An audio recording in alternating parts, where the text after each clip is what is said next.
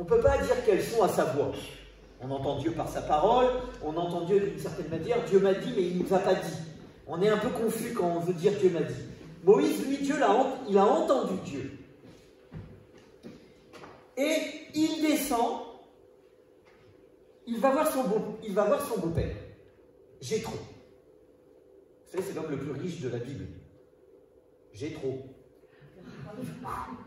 Et vous connaissez le plus pauvre. Le plus pauvre dans la Bible, c'est qui? C'est Jéhu. Cadeau. Donc on est au chapitre 4 du livre d'Exode, et il est bien de se rappeler que c'est le deuxième livre dans votre Bible, et au chapitre 4. Il est bien de se rappeler que dans tout le discours que Moïse a eu avec Dieu devant le buisson ardent, ils ont eu une longue conversation, et Dieu lui avait expliqué en détail, mais vraiment en détail, le plan, les situations difficiles qu'il aurait à rencontrer, à affronter, les ennemis à combattre, le nom des peuples qu'il aurait à affronter, le pharaon qui serait endurci.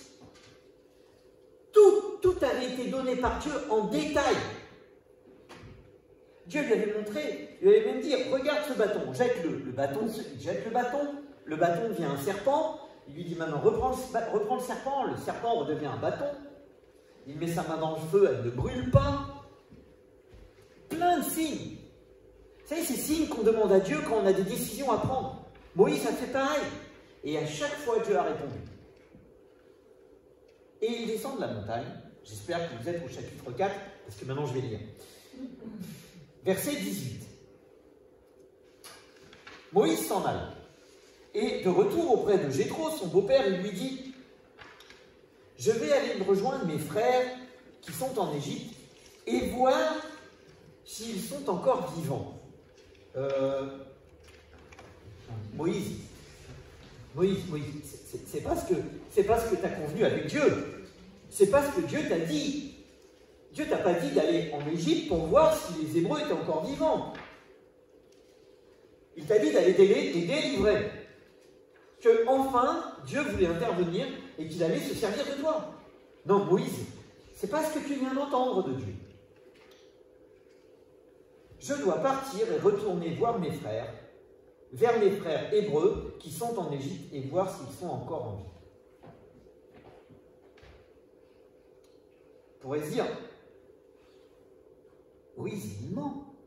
C'est pas ce que Dieu lui a demandé. Et c'est pas ce qu'il va faire. Et déjà, ça nous apprend quelque chose.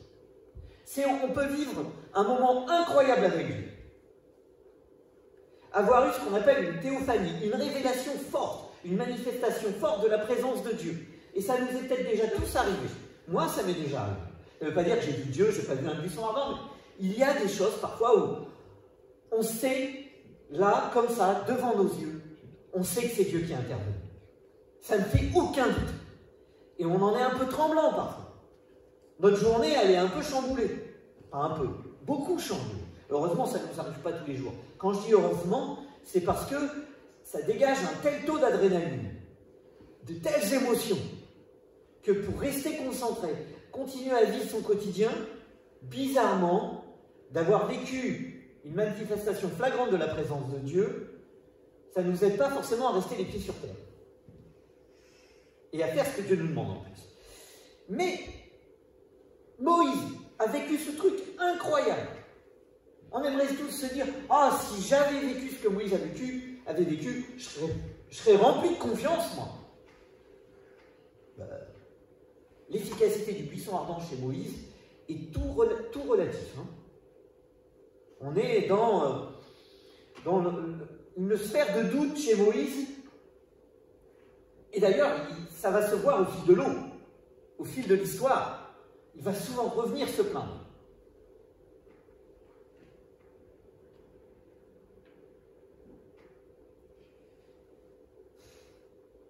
Et Dieu lui avait dit, lui avait expliqué le plan. Néanmoins, quand Moïse se met à douter, etc., Dieu ne vient pas lui dire « Hé Moïse, c'est pas ce qu'on a dit. Maintenant, t'arrêtes ton cirque. » Parfois, en tant que parent, on peut dire ça à nos enfants. « Hé, t'arrêtes ton cirque. Ça fait 3 fois que je te le dis. Tu te calmes, tu y vas. » Bon, quand il s'agit d'aller faire la vaisselle, il ne faudrait pas attendre 2 heures quand même. Il n'y a pas de doute à avoir, est-ce que Dieu me demande de faire la vaisselle? Dieu nous demande de servir, c'est le partage des tâches au domicile. Ça, c'est un truc comme ça, j'aime bien le rappeler. Si jamais les jeunes pensent que je dis des choses contraires à leurs parents, vous pouvez mettre un sérieux doute. Je ne sais pas ce que je raconte. Mais Dieu est patient avec Moïse. Mais il n'enlève pas son plan.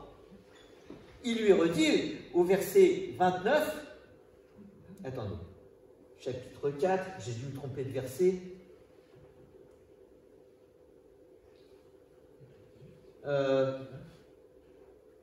Non mais, bon, alors peut-être, attendez, non mais j'ai dû faire un bug. Bon, peu importe, il lui dit à un moment donné, j'ai dû me tromper, ou 3, 29, attendez, je vérifie. Bon, je me suis trompé de citation. Mets-toi en route, Dieu lui redit, mets-toi en route. Retourne en Égypte, car ceux qui voulaient te faire mourir sont morts. C'est le 19? Ah, mais voilà, ben c'est juste ensuite. Ouais, ben voilà. J'avais un chiffre d'écart. Merci, on est ensemble, heureusement. Dieu ne répète pas sans cesse son plan. Mais il lui donne un encouragement. Tu ne vas pas mourir. Alors, il est probable que derrière cette phrase de Moïse, je vais retourner en Égypte, voir si mes frères sont encore en vie. Il y a quelque chose dans le cœur derrière. Derrière les doutes, derrière l'appréhension de ce qui va se passer, il y avait quelque chose chez Moïse, et Dieu, il répond.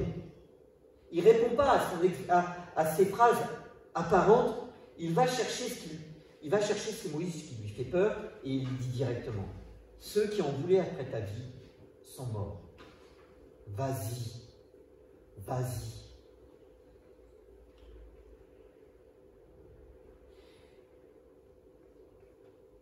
Et puis, il y a un truc qui voulait faire, qui embêtait Moïse. Il y a un sérieux truc qui embêtait Moïse.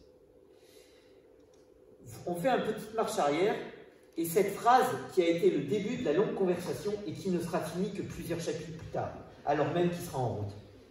C'est pendant la conversation au buisson ardent, il dit ceci, chapitre 3, verset 11, Moïse dit à Dieu, « Qui suis-je pour aller vers le Pharaon et pour faire sortir d'Égypte les Égyptiens ?»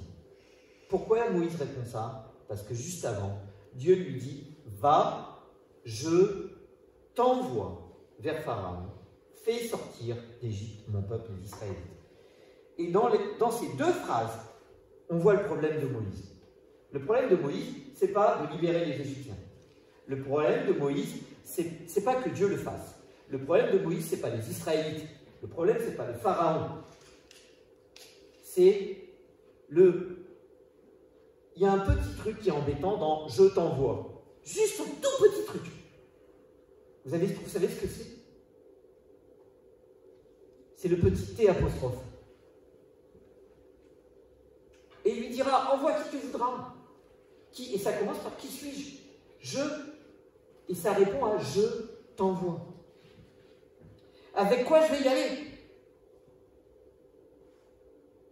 Dieu avait orienté tout son discours sur les propres actions de Dieu, passées, présentes et futures, et non sur ce que Moïse aura à faire, mais sur ce que Dieu avait vu, sur ce que Dieu avait entendu, sur le fait qu'il était descendu voir le peuple hébreu, et la conclusion c'est « je t'envoie ». Le seul I, c'est le T. Alors Dieu lui répond « je serai avec toi ». Cet héros de la foi, cet homme dont l'histoire est venue jusqu'à nous, au travers des différents films, ce Moïse qui communique super bien, il a écrit 5 livres entiers. écrit et structuré de la manière dont les rois, à l'époque, écrivaient des traités de souveraineté à leur peuple, dans la même forme structurelle. Donc cet homme rempli de compétences et de connaissances intellectuelles. Cet homme capable de construire, qui est capable de vivre dans le désert, il a vécu 40 ans, de conduire un troupeau, il va faire plein d'interjections. S'il ne me croit pas, s'il ne m'écoute pas,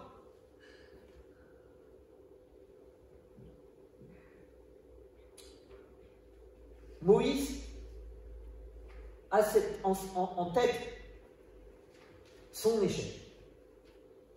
Quand Dieu lui dit, en 4.19, ceux qui enlèvent après ta vie sont morts, c'est parce que lui avait commis un meurtre. Et il avait commis un meurtre parce que 40 ans plus tôt, il avait essayé de libérer les Égyptiens. Il avait essayé de faire en sorte que ces injustices, cette maltraitance sociale, vous l'appelez comme vous voulez, cette disproportion, cette discrimination entre les Égyptiens d'un côté et tous les autres peuples, pas que les Hébreux, hein, ou les Abirous selon les archéologues, cette discrimination, il était devant ses yeux, et lui, en tant que fils de la fille du Pharaon, il avait voulu intervenir. Et il avait entendu cette phrase, « Qui t'a établi chef et juge sur nous ?» Alors, le T apostrophe, il résonne comme dans le passé, il avait entendu des gens le remettre en question, qui tu es, qui t'a établi, qui t'a envoyé, mettez la phrase que vous voulez, qui t'a établi. Et Dieu lui dit, je suis avec toi, je t'envoie. De grâce Seigneur, encore une belle phrase, je n'ai pas la parole facile, cela ne date ni d'hier, ni d'avant-hier. Donc, Dieu, je crois que tu t'es trompé, tu ne me connais pas bien, tu n'as pas vu mes faiblesses, tu n'as pas vu mes échecs. Dieu lui rappelle simplement, il ne guérit pas de cette langue pesante. Il lui rappelle simplement qui a doté l'homme d'une bouche, qui le rend muet ou sourd. Maintenant, t'as raison, on va changer de plan. Non, maintenant, vas-y. Quand on discute avec Dieu, on sait qu'on va perdre. Peut-être que vous ne le savez pas encore, mais vous savez que vous allez perdre. Vous le vivrez. Moïse est envoyé faire une œuvre incroyable avec le niveau de confiance en lui relativement bas. C'est-à-dire, il n'y a pas d'huile dans le moteur. Enfin, pas cette huile-là. Et il est bon de ne pas se tromper d'huile. Il est envoyé, et sa seule arme, c'est « Je suis avec toi ».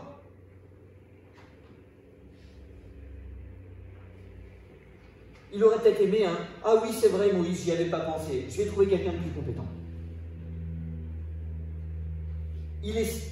Alors que son expérience montre qu'il est celui qui a échoué, que ses compétences ne sont pas les bonnes. Dieu va diriger le regard de Moïse sur Dieu lui-même. Est-ce que vous vous êtes dit que parfois, il est heureux de ne pas être guéri? Quoi? Il est heureux que Dieu ne réponde pas à tous nos souhaits. Quand il nous demande quelque chose, il est heureux que ça ne dépende pas que de nos compétences, de nos réussites, de nos victoires. Imaginez le moindre instant que Moïse ait été guéri. C'est-à-dire que sa langue ne soit plus pesante, que sa confiance en lui soit rétablie. Qu'est-ce qui se serait passé?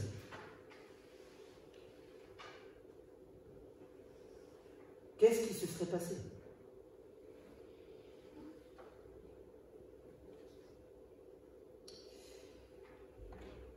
C'est ce que nous propose notre société. Aie confiance en toi. Aie confiance en toi. Tu vas y arriver. La confiance humaine s'appuie bien souvent sur un système instable, parfois injuste. Notre confiance en nous, elle risque de dépendre de quoi? De notre situation familiale, de notre passé, de nos réussites, de nos échecs. Certains vont mettre leurs réussites en avant, d'autres vont mettre leurs échecs en avant. Elle est conditionnée par de nombreux éléments extérieurs qu'on ne maîtrise pas. Nous ne maîtrisons pas les dons que nous avons. La seule chose que nous pouvons en faire, c'est les développer. Mais d'où viennent ces dons? De nos parents? Partiellement?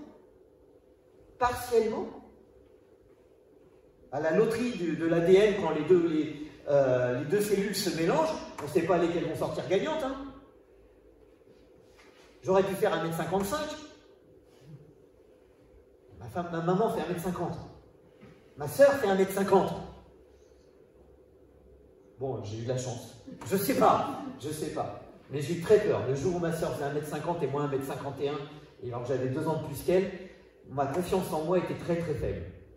Comme quoi, quand on est ado, la confiance en soi peut être basée sur nos cheveux. Est-ce qu'on va être assez grand? Est-ce qu'on va être assez mince? Est-ce qu'on va être assez aimé par la fille? Est-ce que les filles nous regardent? Ou est-ce que les mecs veulent nous draguer?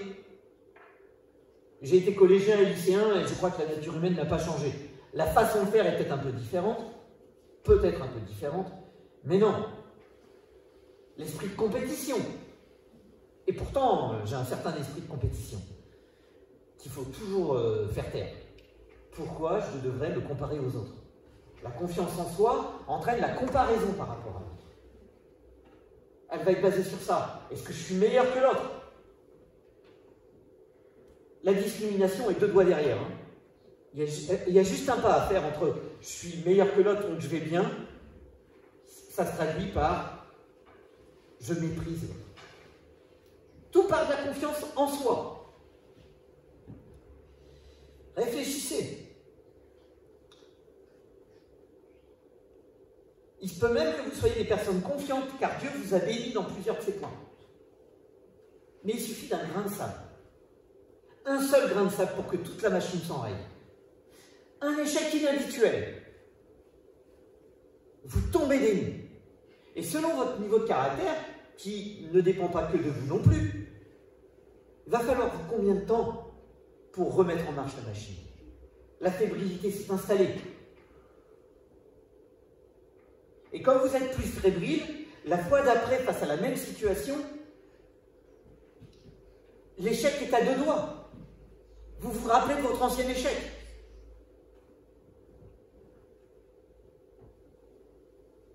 Et il n'y a pas que des échecs scolaires, des échecs sentimentaux, des échecs familiaux, des conversations au sein du couple qui n'ont pas abouti, on n'a pas envie d'y repartir.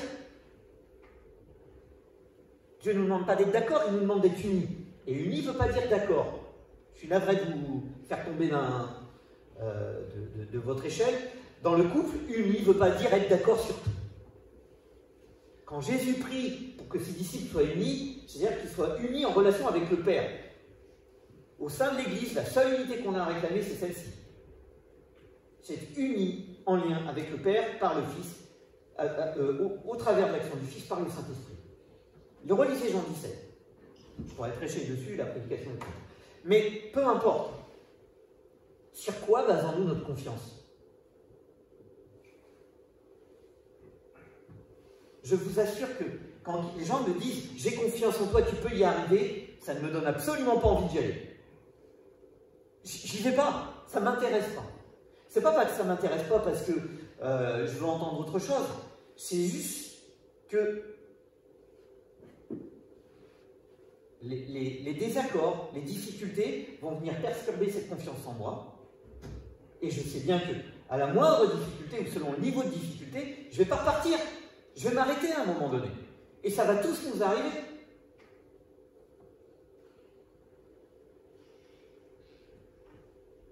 Si j'échoue encore, jusqu'à quand? Si.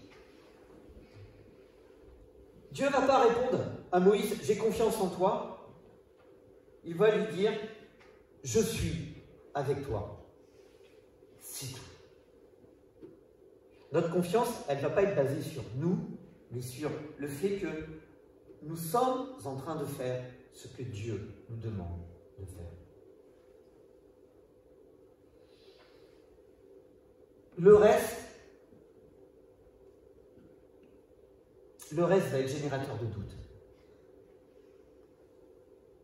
Alors ça pose question, mais qu'est-ce que Dieu me demande de faire? Ça, c'est une question intéressante, j'y répondrai pas aujourd'hui. Mais c'est quand même une question intéressante.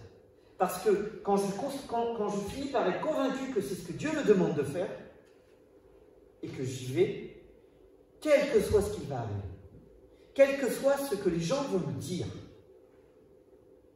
j'ai des rendre compte à celui qui m'a appelé et qui m'a envoyé, pas aux autres. Et ce n'est pas de l'orgueil. Ça permet au contraire beaucoup plus de partage. Parce que je ne conditionne pas ce que je suis en train de faire avec Dieu par la recherche d'être agréable et de plaire à l'autre. L'apôtre Paul le dit dans l'Épître aux Galates, si je cherchais encore à plaire aux hommes, je ne serais pas serviteur de Christ. Jeune homme, cette phrase m'a beaucoup marqué. Si je cherchais encore à plaire aux hommes, je ne serais pas serviteur de Christ. Alors on a le droit de chercher à plaire à sa femme. C'est pas la même chose. Ben si, Michael, c'est pareil. Non. Dans le couple, il y a quelque chose de partenariat, et on ne sait pas parce qu'on a enfin conquis son épouse qu'on a le droit d'arrêter d'être romantique. Les restaurants sont à nouveau ouverts, les fleuristes aussi, et c'est pas une conquête perpétuelle, ce n'est pas ça, c'est l'expression d'un amour. Dieu nous demande d'aimer les autres, il ne demande pas de chercher à leur plaire. Alors ça va plaire à certains d'aimer l'autre. Mais moi j'aime mes enfants, je ne cherche pas à leur plaire. De temps en temps, ils le disent plus, hein, parce qu'ils ont compris, à chaque fois ils entendent la vraie réflexion. Oh, je t'aime plus, tu m'aimes pas, je t'aime plus, tu m'aimes pas. Je dis, mon boulot, c'est pas que tu m'aimes. C'est pas mon boulot, c'est pas ce que Dieu me demande. Tu as le droit de me dire que tu m'aimes pas. Ça ne changera rien à la punition. Ça ne changera rien à plein de choses. Pourquoi la relation père-fils qui revient régulièrement dans mes prédications?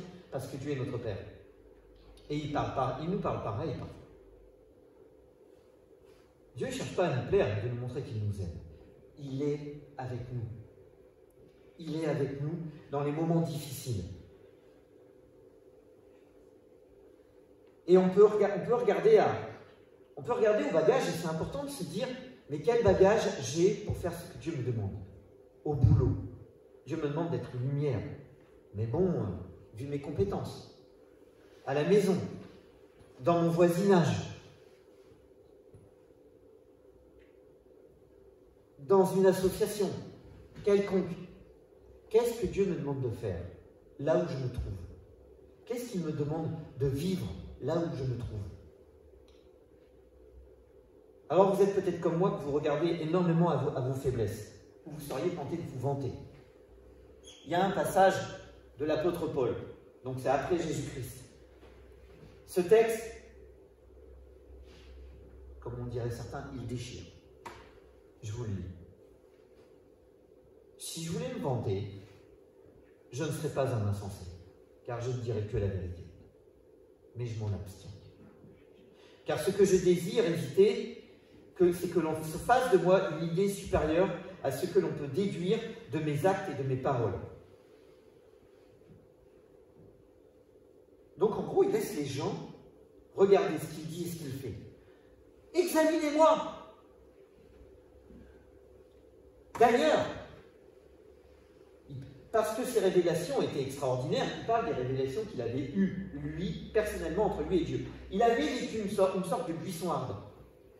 Pour me garder de l'orgueil, Dieu m'a imposé une épreuve qui, telle une écharpe, tourmente mon corps. Elle me vient de Satan, qui a été chargé de me frapper pour que je ne sois pas rempli d'orgueil. Au sujet de cette épreuve, J'ai prié 3 fois le Seigneur de l'éloigner de moi. Mais il m'a répondu, ma grâce te suffit. C'est dans la faiblesse que ma puissance se manifeste pleinement. C'est pourquoi, et là Paul reprend sa parole, c'est pourquoi je me vanterai plutôt de mes faiblesses, afin que la puissance de Christ repose sur moi. Est-ce que depuis le début de la prédication, vous avez en tête quelque chose où vous vous dites, j'y arriverai jamais à faire ça. Je ne veux pas. Je ne suis pas assez fort. Je ne suis pas assez solide. Je ne suis pas assez costaud. Ce n'est pas pour moi. Dieu se trompe. Ça me fait peur. Si Dieu change ça en moi, peut-être. Si Dieu intervient, alors. Vous avez un truc en tête, peut-être. C'est entre vous et Dieu.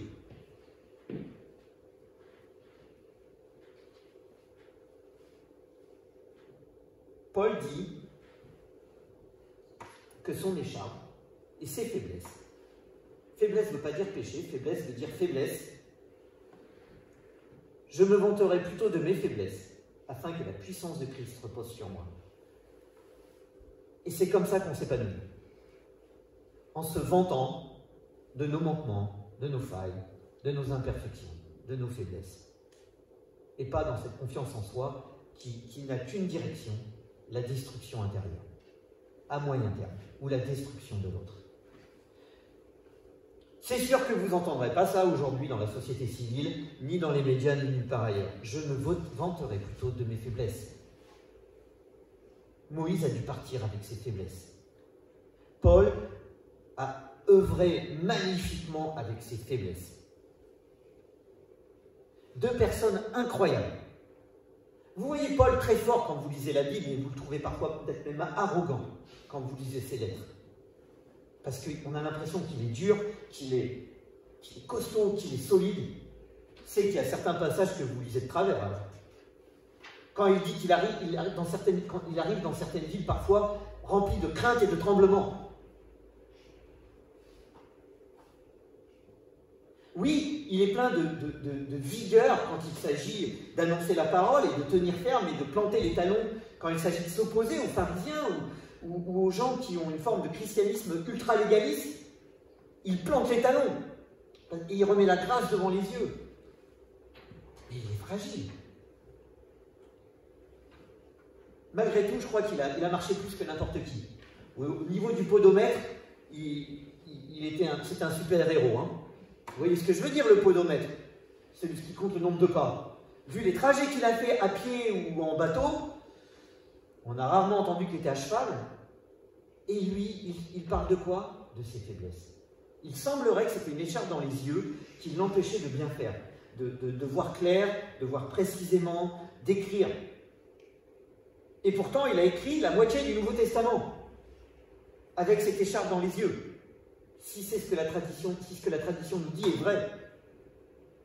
Et il y a de bonnes chances, puisque dans une des lettres, à un moment donné, il dit « Maintenant, c'est moi qui vous l'écris, et voyez avec ma main, avec des très gros caractères. » En gros, il était binoclard et il n'y avait pas d'opticien à l'époque.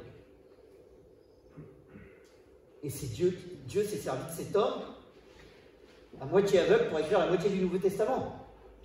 Dieu s'est servi de Moïse, qui parlait très très mal.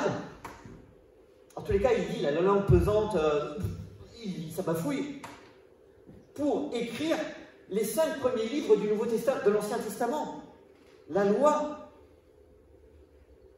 Et si vous avez un doute que c'est ce que Moïse qui a écrit, Jésus-Christ dira lui-même que ça s'appelle la loi de Moïse. Alors je ne contredis pas mon Seigneur. Quand mon Seigneur dit que c'est la loi de Moïse, je le crois. Après, peut-être qu'elle a été retraduite dans des différentes versions d'hébreu au fil de l'eau, comme nous. On n'a plus la Bible du XVe siècle, parce que le français a évolué.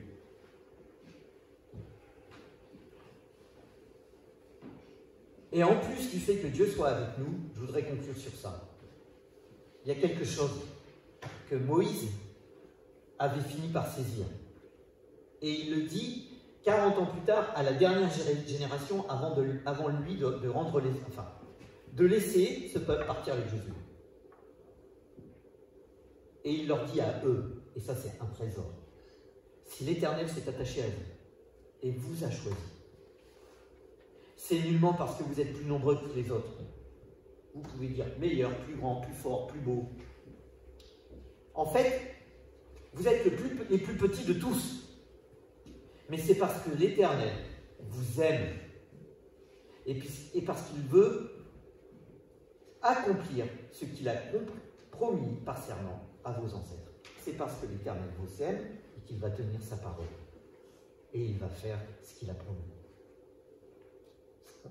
Dieu, ce qui va nous épanouir, et c'est profondément épanouissant de faire ce que Dieu nous demande, c'est de savoir qu'il est avec nous et qu'il nous aime.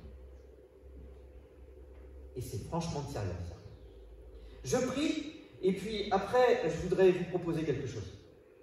Je regarde, oui, c'est bon. Notre Père,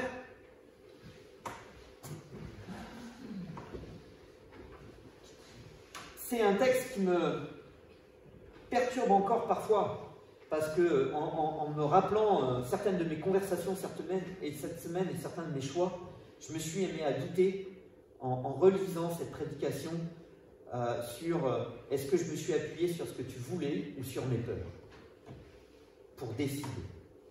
Nous te remettons chacun et chacune ce matin entre tes mains, que tu puisses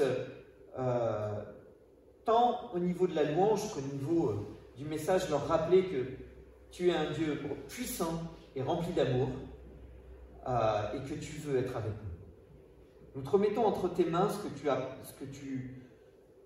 tu veux communiquer à chacun et chacune par ton esprit. Que ton esprit continue de travailler les âmes, et quand je dis travailler, c'est dans notre conversation avec toi. Que nous puissions avoir le courage de parler de nos frustrations, de nos peurs, de nos vies quotidiennes, du plan que nous pensions avoir pour notre vie et de celui que tu veux mettre devant notre vie. Et parfois, c'est d'enfin décider de converser avec toi autour de ça. Ça fait peur, c'est vrai, mais ça transforme notre quotidien et ça nous donne, au fil de l'eau, quelque chose d'épanouissant. Non pas par des réussites, mais parce que on voit l'œuvre que tu fais, parfois avec nous, parfois au travers de nos faiblesses, mais tu fais ton œuvre. Et c'est ça le plus beau. Merci du fond du cœur et on prie ça au nom de ton Fils par ton Saint-Esprit. Amen. Amen. Alors, j'aime bien faire ça de temps en temps parce que, pour plusieurs raisons. D'abord parce qu'on voit faire ça dans le livre des Actes. Paul discute, même quand il communique des messages, il discute aussi avec les gens et il répond aux questions des gens.